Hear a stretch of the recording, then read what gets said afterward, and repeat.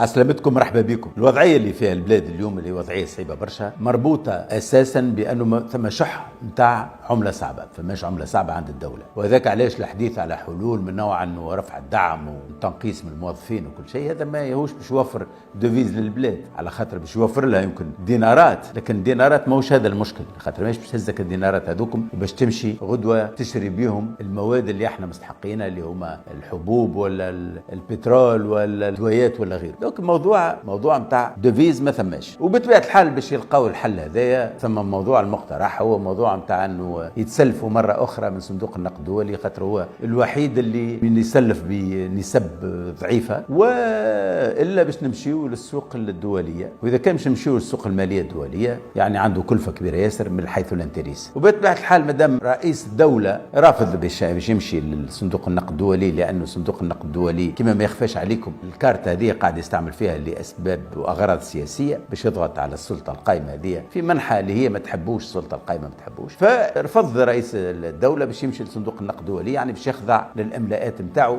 مش الاقتصاديه راهو الاملاءات السياسيه، هذاك اللي مقلقه. ولا الحديث مره اخرى على حكايه الفوسفات والفوسفات والفوسفات، ونسمع بخلاف قيس سعيد برشا عباد تتحدث على الفوسفات.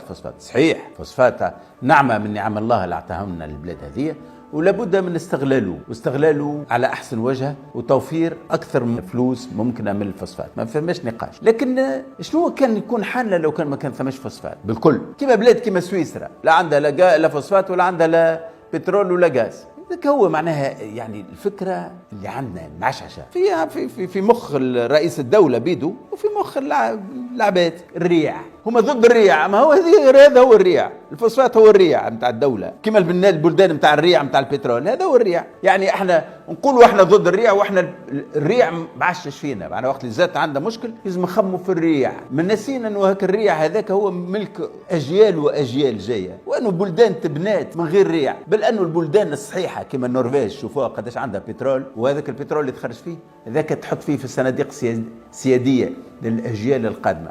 احنا لا اللي كلاو بياتنا ماذا بينا رانا كليناها احنا، وناكلوا في نتاع توا ونحبوا ناكلوا نتاع الناس الجايه القدام. علاش؟ خاطر ما ثماش قدره عندنا خيال في التصور في بناء منوال الاقتصادي اللي هو يخلينا نخرجوا من الواقع هذايا. وتنحدثكم على الاخطاء القاتله اللي موجوده في الاقتصاد التونسي، اللي ما نحكيوش عليها، في بالنا احنا ماشيين في ثنيه صحيحه، واحنا ماشيين في ثنيه الغالطه، ونعملوا في اشياء مش توا نعملوا فيها، نعملوا فيها لعقود وعقود هكاك سبهله. لا، علاش؟